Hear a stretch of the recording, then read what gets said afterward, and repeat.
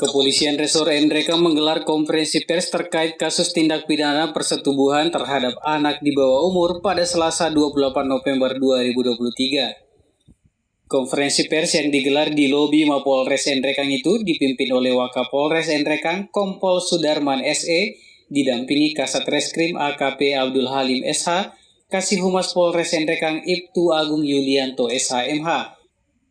Di depan media, Wakapolres Nrekang menjelaskan kasus tersebut terjadi di salah satu kecamatan yang ada di wilayah Kabupaten Nrekang yang dilakukan oleh tersangka berinisial K 45 tahun yang merupakan bapak tiri dari korban. Beliau juga merupakan warga Kabupaten Nrekang.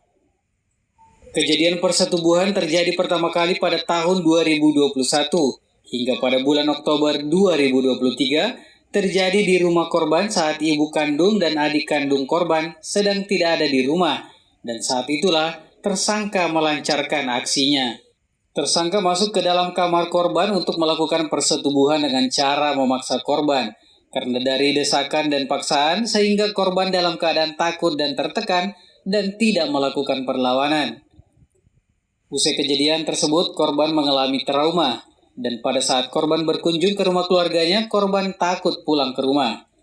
Dan saat itu pula korban menceritakan kepada paman dan bibinya bahwa dia telah disetubuhi atau dicabuli oleh bapak tirinya. Dari hasil laporan paman korban sehingga tersangka diamankan oleh Polres Nrekang. Dan saat melakukan pemeriksaan terhadap pelaku, ia pun mengakui perbuatannya. Tersangka saat ini sudah diamankan di Polres Nrekang untuk dilakukan proses lebih lanjut sesuai dengan aturan dan mekanisme yang berlaku. Perbuatan tersangka dijerat dengan sangkaan pasal yang tidak main-main alias diancam hukuman berat. Tersangka disangkakan dengan pasal 181 ayat 1 junto pasal 75D Undang-Undang Republik Indonesia nomor 35 tahun 2014 tentang Undang-Undang Perlindungan Anak dengan ancaman hukuman penjara minimal 5 tahun dan maksimal 15 tahun serta denda paling banyak 5 miliar rupiah. Wakapolres Nrekang Kompol Sudarman SE menambahkan, jika terjadi perlakuan kejahatan terhadap perempuan dan anak, segera masyarakat melaporkan kepada pihak yang berwajib untuk ditindaklanjuti.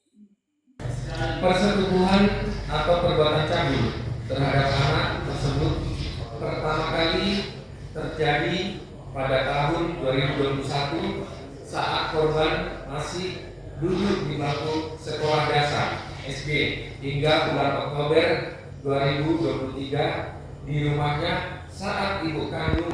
Saat itulah tersangka melancarkan aksinya dengan tersangka masuk ke dalam kamar korban, lalu tersangka meminta kepada korban untuk melakukan persetubuhan dengan cara. Dari Kabupaten Nrekang, tim Kabar Sulsel mengabarkan.